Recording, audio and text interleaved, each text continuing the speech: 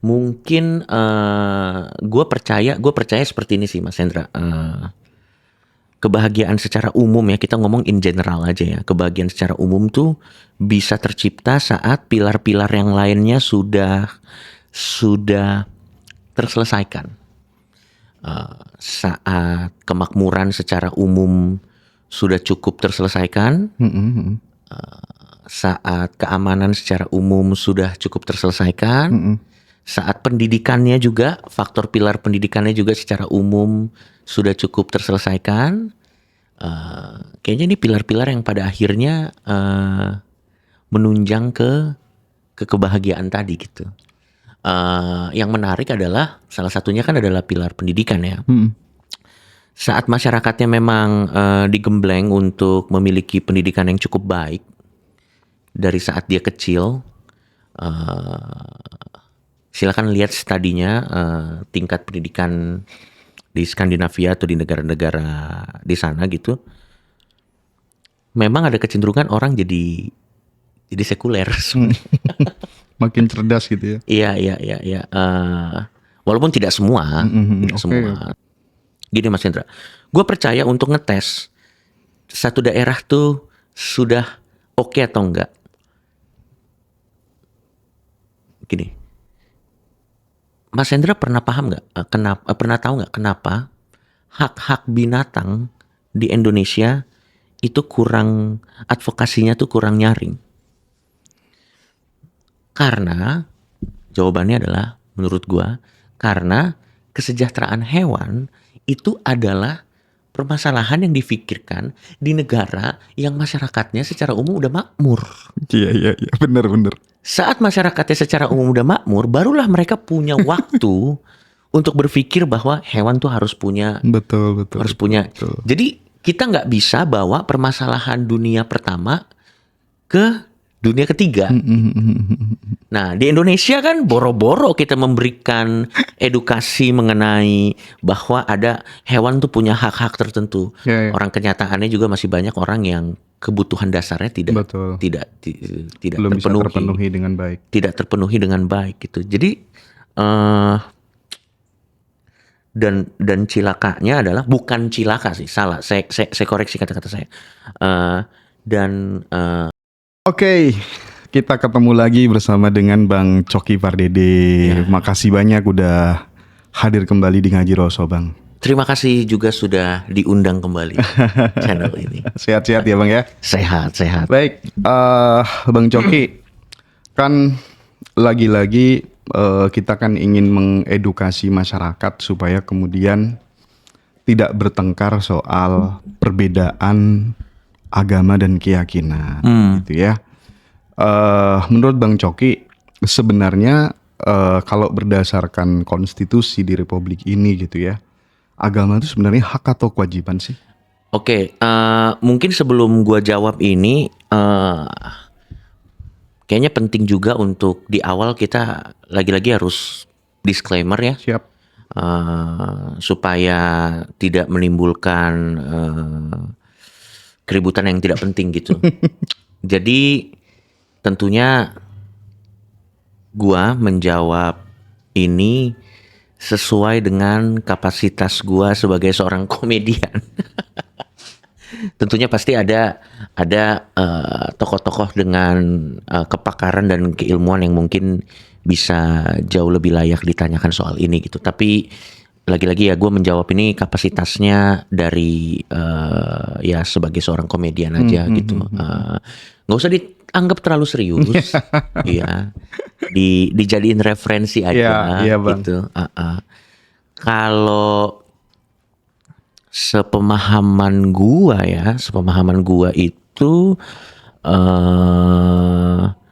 itu adalah sejauh ini sih masih hak ya. Sejauh ini sih masih hak. Tapi mungkin sekali lagi balik lagi ke disclaimer yang awal, apakah sudah ada perubahan atau ada tafsir baru, saya kurang tahu. Tapi yang saya tahu itu silakan dicek sendiri, tepatnya di pasal ayat berapa? 29 ayat 2. Yes. Kayaknya ya. Terima kasih sudah di ini. Di situ sih kata-katanya jelas hak ya. Iya. Jelas hak. Berarti kan sebenarnya yang pemahaman gua tuh adalah negara menjamin hak masyarakat untuk menjalankan kepercayaan yang dia yakini gitu. Jadi sebenarnya yang gua pahami, fungsi negara di sini adalah sebagai pihak penjamin bahwa warga negaranya punya kebebasan untuk menjalankan haknya untuk berkepercayaan yang dia inginkan. Tapi balik lagi ke definisi hak itu sendiri kan ya, mau dipakai bagus, nggak dipakai juga ya terserah.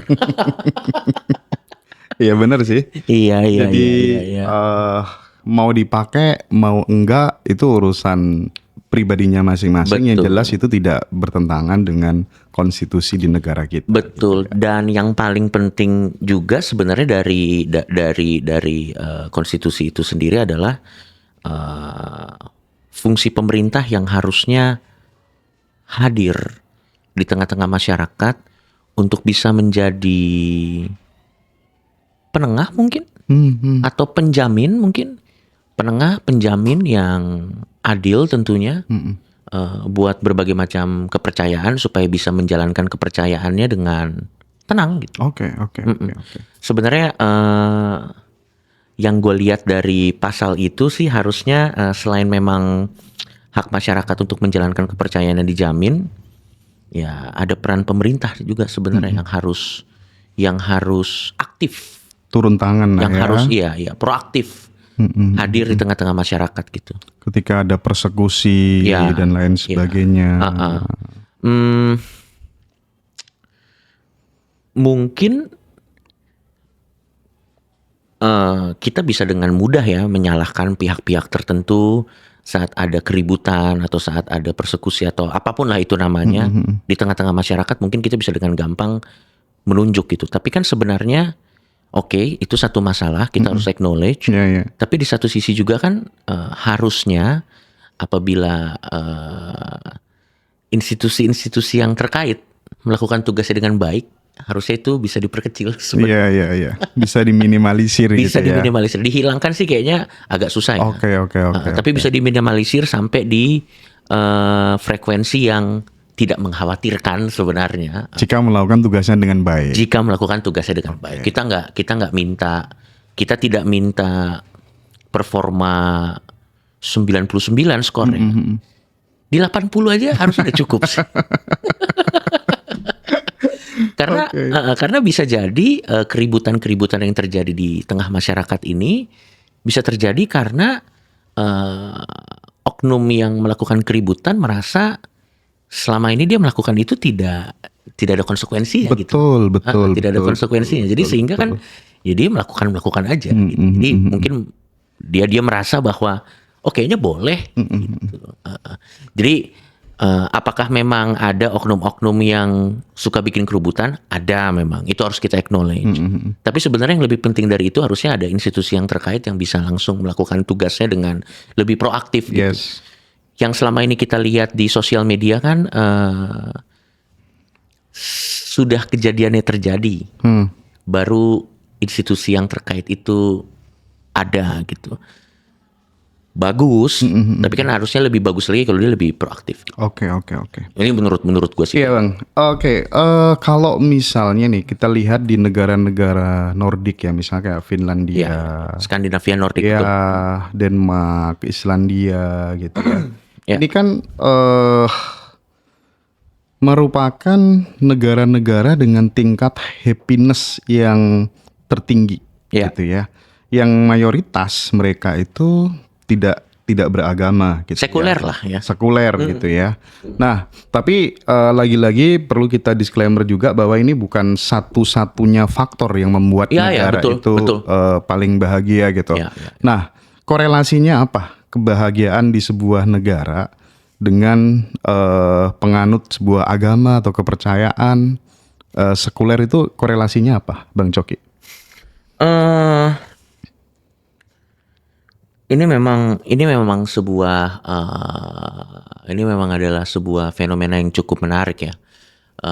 Di mana ada kecenderungan saat masyarakatnya sekuler, kebahagiaannya atau happiness-nya cukup oke lah gitu. Sebenarnya jawabannya seperti yang Mas Hendra bilang tadi sih sebenarnya. Kan tentunya ada banyak faktor ya. Tentunya nggak adil juga kalau kita melihat faktor sekularisme itu sebagai satu-satunya alasan yang membuat teman-teman di sana jadi jauh lebih bahagia gitu. Mungkin ada peranan faktor ekonomi juga. Oke. Mungkin ada peranan faktor ekonomi juga. Mungkin gue percaya seperti ini sih Mas Hendra. Kebahagiaan secara umum ya, kita ngomong in general aja ya. Kebahagiaan secara umum tuh bisa tercipta saat pilar-pilar yang lainnya sudah terselesaikan. Saat kemakmuran secara umum sudah cukup terselesaikan. Saat keamanan secara umum sudah cukup terselesaikan. Saat pendidikannya juga, faktor pilar pendidikannya juga secara umum sudah cukup terselesaikan. Kayaknya ini pilar-pilar yang pada akhirnya menunjang ke kebahagiaan tadi gitu. Yang menarik adalah salah satunya kan adalah pilar pendidikan ya. Saat masyarakatnya memang digembleng untuk memiliki pendidikan yang cukup baik dari saat dia kecil, silakan lihat studinya, tingkat pendidikan di Skandinavia atau di negara-negara di sana gitu. Memang ada kecenderungan orang jadi sekuler. Makin cerdas gitu ya. Iya. Walaupun tidak semua, tidak semua. Tapi kecenderungannya memang jadi sekuler gitu. Tapi sebenarnya kalau kita lihat, kenapa negara-negara di Nordik itu bisa cenderung lebih bahagia atau mungkin lebih maju aja kali ya, lebih maju karena pilar-pilar yang lainnya itu sudah cukup kuat, sehingga akhirnya itu menyumbang kepada kebahagiaan itu sendiri. Nah, berbeda dengan, saya nggak bilang Indonesia ya, berbeda dengan negara-negara yang lain, kita bilang aja negara-negara yang lain, karena pilar ekonomi belum terlalu kuat atau sedang dalam proses menjadi kuat, atau mungkin pilar pendidikan juga belum maksimal, pilar yang lain belum maksimal, terkadang memang untuk menambal itu jadinya larinya mungkin ke agama. Mungkin ya. Mungkin ini dugaan saya. Lagi-lagi disclaimer yang awal. Memang harus tanya pakar yang terkait. Tapi dugaan gue tuh seperti itu gitu. Karena makanya ada salah seorang tokoh lah. Saya nggak perlu sebut tokohnya siapa, mengatakan bahwa di beberapa situasi kepercayaan ini adalah candu buat masyarakat. Oke. Karena untuk mencari permasalahan yang di luar kemampuan dia, misalnya konteksnya ekonomi atau apa dan yang lain-lain, biasanya mereka akan cenderung lebih religius gitu. Padahal kan sebenarnya, misalnya contoh, sistem ekonominya kurang bagus gitu, ya berarti ya permasalahan ekonominya yang diselesaikan harusnya. Ketimbang mempelajari apa yang dia yakini lebih dalam gitu, ya mungkin dia dapat ketenangan, tapi kan masalah ekonominya nggak selesai gitu. Tapi kalau misalnya nih kita lihat data dari NGO Transparansi Internasional gitu ya, bahwa indeks persepsi korupsi ya kan, justru negara-negara yang kita sebutkan di awal tadi itu kan indeks persepsi korupsinya kan rendah banget gitu. Sementara yang mayoritas masyarakat penganut agama ya di negara-negara lain yang tadi Bang Coki sampaikan, itu justru luar biasa parahnya gitu. Nah itu yang saya maksudkan gitu. Nggak ada efeknya dong berarti, malah justru paradok dong Bang. Iya itu dia, makanya itu memang sebuah anomali yang memang mungkin kalau kita lihat dengan kacamata spesifik ya. Kalau kita lihat dengan kacamata spesifik, memang pada akhirnya bukan seberapa berat hukuman yang akan diterima, tapi seberapa paham orang untuk memahami apa yang dia lakukan ini salah atau tidak. Mungkin gini, gue coba breakdown ya. Mungkin kan di beberapa kepercayaan, kita nggak usah sebut ya, di banyak kepercayaan kan memang kayaknya hampir semua kepercayaan kan mengajarkan bahwa kalau kita mengambil sesuatu yang bukan hak kita, kita pasti akan menerima ganjarannya, kalau tidak di dunia sekarang, di dunia nanti gitu. Dengan berbagai macam versi yang cukup mengerikan lah. Setiap kepercayaan punya versinya yang berbeda-beda gitu. Sebenarnya kan harapan ada pemahaman seperti ini kan adalah untuk memberikan rasa was-was mungkin, supaya nanti orang rasa was-was, dia takut gitu, dia takut kalau gue korupsi nanti gue bakal begini nanti di akhirat gitu. Tapi kenyataannya mungkin kalau dari studi itu tidak terlalu ngefek. Betul. Kayaknya yang lebih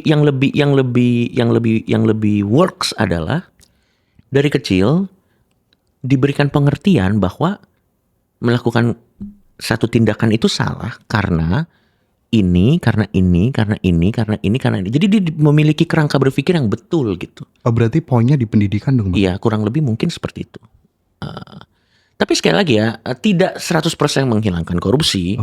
Karena tetap aja ada orang yang orang jahat kan juga tahu apa yang dia lakukan kan jahat gitu. Tapi kan gue percaya kalau misalnya dari kecil dia diberikan pendidikan yang baik gitu, kerangka berpikir yang benar, dia nggak fokus ke bukan sekedar gini loh, bukan sekedar kayak pokoknya kalau lo mencuri nanti mencuri masuk neraka gitu. Ya udah, itu kan sesuatu yang di awang-awang, yang jauh gitu kan.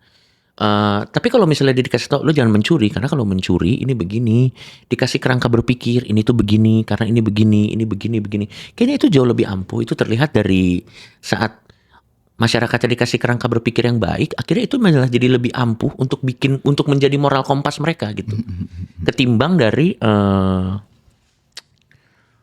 hukuman-hukuman yang berat yang Iya. Karena pada akhirnya kesimpulannya adalah mereka paham kenapa mereka tidak korupsi. Bukan karena takut, tapi karena memang itu hal yang buruk dan bisa memberikan dampak yang negatif untuk keseluruhan gitu. Nah, karena mereka paham itu adalah hal yang buruk, akhirnya mereka tidak lakukan. Bukan karena takut. Iya. Contoh ya, Cina, RRC itu juga hukumannya sangat sadis untuk koruptor, dihukum mati. Memang turun, hampir tidak ada bahkan. Ada, tapi kalau ketahuan langsung ditembak mati, hukuman mati lah, no mercy gitu. Cuman kan pertanyaannya adalah saat sistemnya kolaps, orangnya masih begitu nggak? Iya betul juga ya. Sejarah kan mengajarkan kepada kita sistem itu kan datang dan pergi. Sistem itu, sebaik-baiknya sistem adalah seberapa lama dia bisa bertahan gitu. Oke lah, sistemnya bagus, dikasih hukuman ini yang serem-serem lah hukumannya. Akhirnya karena rasa takut, orang tidak melakukan kejahatan gitu. Tapi kan dia tidak melakukan kejahatan karena takut. Oke, paham. Bukan karena sebuah kesadaran dari dalam. Itu dia. Makanya menurut gua, kenapa negara-negara Nordik atau Skandinavia mungkin sedikit lebih berhasil daripada teman-teman yang lain. Iya. Kayaknya karena dia sudah bisa menanamkan. Jadi mereka tuh tidak melakukan kejahatan bukan karena takut, emang mereka tahu itu salah aja. Oke. Jadi entah kayaknya itu yang kita harus dengan segala kerendahan hati, kita harus juga bagaimana cara mereka menanamkan pemahaman itu kepada anaknya gitu. Mungkin faktor bahwa kalau di negara kita guru aja kadang masih banyak yang gajinya 300.000 per bulan.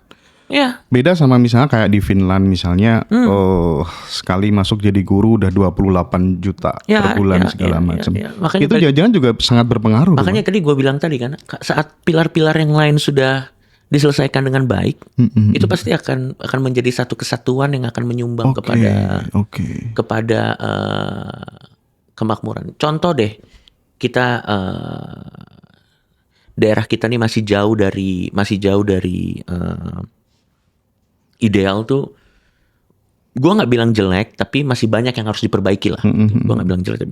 Contoh gini Mas Hendra, gua percaya untuk ngetes satu daerah tuh sudah oke atau enggak. Gini, Mas Hendra pernah paham nggak? Pernah tahu nggak kenapa hak-hak binatang di Indonesia itu kurang, advokasinya tuh kurang nyaring? Karena jawabannya adalah menurut gua karena kesejahteraan hewan itu adalah permasalahan yang difikirkan di negara yang masyarakatnya secara umum udah makmur. Iya, benar. Saat masyarakatnya secara umum udah makmur, barulah mereka punya waktu untuk berpikir bahwa hewan tuh harus punya. Betul. Jadi kita nggak bisa bawa permasalahan dunia pertama ke dunia ketiga. Nah, di Indonesia kan boro-boro kita memberikan edukasi mengenai bahwa ada hewan tuh punya hak-hak tertentu. Ya. Orang kenyataannya juga masih banyak orang yang kebutuhan dasarnya tidak belum bisa terpenuhi dengan baik. Tidak terpenuhi dengan baik gitu. Jadi dan cilakanya adalah, bukan cilaka sih, salah. Saya koreksi kata-kata saya. Dan yang terjadi adalah saat pilar-pilar misalnya ekonomi belum terlalu baik, pendidikan belum terlalu baik, akhirnya untuk coping dengan permasalahan karena pilar-pilar ini belum berdiri dengan sangat baik, ya akhirnya dia perlu sesuatu, ya salah satunya ya agama tadi gitu. Makanya sebenarnya yang bilang ini tokoh di Uni Soviet, saya nggak usah sebut lah namanya. Dia bilang Karl Marx kalau saya nggak salah, dia bilang itulah makanya dia sebut atas protes itu, dia bilang katanya agama tuh candu buat masyarakat. Karena memang ya it feels good. Iya. Kayak drugs itu kan memang saat kita pakai enak, tapi masalahnya kan nggak selesai. Iya. Oke. Aku masuk ke agak privasi sih ya. Karena Bang Coki kan udah mantap memilih untuk kemudian meninggalkan agama gitu ya. Iya. Seiring dengan berbagai macam dinamika lah ya. Iya. Ada faktor-faktor apa aja sih Bang yang kemudian memutuskan untuk mulai meninggalkan agama yang diwariskan orang tua dari kecil itu? Iya. Jadi tentunya faktornya banyak lah. Faktornya banyak gitu. Tapi berbicara untuk diri gue sendiri, pada akhirnya memang gue jadi merasa lebih tenang dan jadi merasa lebih bebas saat gue memilih jalan yang gue pilih. Oke. Dan mengingat bahwa setiap orang punya jalannya masing-masing untuk merasa tenang. Gue rasa ya ini jalan yang gue pilih untuk supaya gue bisa merasa tenang. Gitu. Dan fakta bahwa gue meninggalkan kepercayaan dan akhirnya menjadi netral lah bilangnya. Itu bukan berarti gue anti terhadap orang-orang yang punya kepercayaan, enggak. Sama sekali enggak gitu. Sebagaimana gue merasa tenang dengan mempercayai apa yang gue percaya sekarang gitu, gue juga sangat paham kalau ada orang yang merasa tenang dengan mempercayai apa yang mereka percayai gitu. Jadi gue rasa sih yang jadi seolah-olah heboh tuh kan karena mungkin dari 100 mungkin di Indonesia yang begini paling cuma 2 atau 3 atau mungkin 10. Jadi seolah-olah berbeda gitu. Padahal sebenarnya yang dicari kan sama-sama ketenangan. Paham. Cuman yang satu mungkin pakai jalur yang lain, terus yang satu juga pakai jalur yang lain gitu. Dan gue juga selama menempuh jalan ini ya tidak pernah sangat-sangat, kecuali konteksnya jokes ya, tapi terlepas dari itu gue sangat-sangat tidak pernah Mengencourage orang ya untuk satu kemudian mengencourage orang untuk mengikuti jalan gue Iya, gitu, iya. karena siapa tahu yang cocok buat gue nggak cocok buat dia Betul, gitu. betul banget.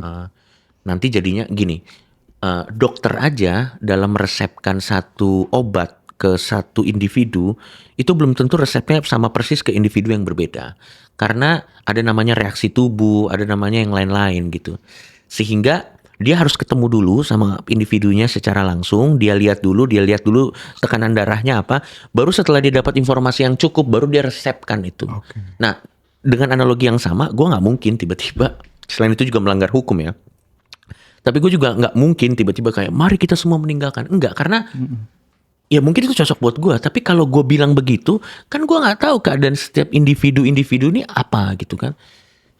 Saya tidak mau bertanggung jawab atas nasib orang lain Iya, gitu. iya, iya. Misalnya gue bilang kayak mari kita meninggalkan ini, tiba-tiba dia diusir sama bapak ibu Iya, iya. di rumah. Abis itu dia jadi gembel, abis itu dia jadi luntang lantung, terus dia jadi kriminal. Terus ada orang yang dirugikan karena itu kan, itu jadi apa namanya, jadi secara tidak langsung kan jadi karena gua gitu. Jadi makanya gua nggak pernah mengencourage gitu. Jadi menurut gua kalau misalnya ditanya kenapa gua mengambil keputusan ini, ya karena sejauh ini itu yang membuat gua tenang gitu. Dan gua agak kecuali konteksnya adalah tempat diskusi ilmiah atau ingin saling menghargai ya, atau Iya, ingin saling memahami. Gua agak enggan sebenarnya untuk saling berargumentasi gitu untuk membuktikan mana yang lebih benar gitu. Ini kan sebenarnya soal pengalaman subjektif spiritualitas orang masing-masing. kan ya? Betul. Karena misalnya gua berdebat dengan temen gua mengenai mana yang lebih benar, kepercayaan dia atau apa yang gue yakini. Oke, pada akhirnya let's say lah, bilanglah yang menang misalnya gua gitu. Terus apa? Apa yang bisa digain dari debat-debat seperti itu tuh apa gitu? Relationship kita juga bisa terancam. Dan nggak ada juga menang debat lawan temen di tongkrongan tuh nggak dapat 1 miliar gitu, dan bukan sebuah kebanggaan yang bisa kita pamer-pamerin. Enggak. Jadi gue juga agak enggan sebenarnya kalau dibawa ke ruang-ruang perdebatan untuk melihat mana yang lebih benar, kepercayaan saya atau kepercayaan kamu, paham ini atau paham itu, kecuali memang konteksnya adalah diskusi ilmiah. Iya. Atau mungkin konteksnya bukan berdebat, tapi konteksnya untuk gue mau paham dong, lu percaya apa sih? Iya. Nanti gue juga cerita gue percaya apa. Nah kalau gitu nggak apa-apa, itu kan tukar pikiran. Betul. Karena saat ada sebuah ruang di mana ruang itu untuk membuktikan kepercayaan mana yang lebih benar, menurut gue itu adalah ruang yang paling insecure sebenarnya. Betul. Sampai dia membutuhkan kejatuhan kepercayaan lain untuk membuktikan bahwa kepercayaannya benar. Di diskusi sebelumnya kan Bang Cuki menegaskan bahwa kebenaran itu tidak membutuhkan tumbal gitu ya. Iya, betul. Itu menarik banget. Karena kenapa kalau buat gue sebenarnya kan yang paling penting dalam kehidupan bermasyarakat ini adalah bersinergi sebenarnya. Yang paling penting dalam kehidupan bermasyarakat ini adalah bersinergi gitu. Jadi menurut gua tidak ada ideologi, tidak ada pemahaman, tidak ada keilmuan apapun yang lebih penting daripada hubungan kita dengan sesama manusia. Menurut gua. Menarik. Saat keilmuan kita atau ideologi kita atau pemahaman kita menjadi jauh lebih penting daripada hubungan kita kepada sesama manusia, menurut gue itu udah satu langkah menuju masyarakat yang rentan diadu domba. Kenapa kita tidak naruh hubungan sesama manusia ini di atas kepercayaan pribadi kita gitu? Iya. Itu yang akhirnya membuat gua agak enggan, terutama makin kesini ya, masuk ke ruang-ruang debat, di mana itu sangat rentan, kecuali mungkin tertutup dan tempat. Kalau tertutup mungkin beda cerita. Iya, iya, Tapi iya. kalau terbuka tuh gue enggan karena sangat rentan mencederai persatuan yang udah susah payah, Betul, yang dibangun gitu sudah ya. susah payah dibangun untuk sesuatu yang sebenarnya subjektif. Nah, Mm-mm. mau diuji kebenarannya gimana gitu ya? Itu dia. Kecuali kita ngomong mengenai hukum alam. Kalau kita berbicara mengenai hukum alam, itu kan emang ada rumus-rumus fisika, rumus-rumus kimia yang sudah disepakati secara universal bahwa inilah kebenaran. Hukum gravitasi sudah disepakati secara universal sebagai satu kebenaran. Sampai nanti ada teori lain yang menggugurkan dalil hukum tersebut gitu. Nah, tapi kan itu kan udah ada kebenaran referensinya gitu, udah ada tolak ngukur kebenarannya gimana. Iya, Tapi iya. kan kalau kepercayaan kan sangat subjektif gitu. Iya. Bagaimana mendebat orang yang kalau misalnya kita tanya, kamu kenapa percaya ajaran ini? Karena saya waktu lagi tidur saya mimpi ketemu sosok ini. Gimana mendebat orang ini tanpa melukai perasaannya dan membakar jembatan pertemanan gitu? Masa kita bilang halu kamu, kan nggak mungkin kan? Iya kan? Kayaknya gue udah sampai di pemahaman di mana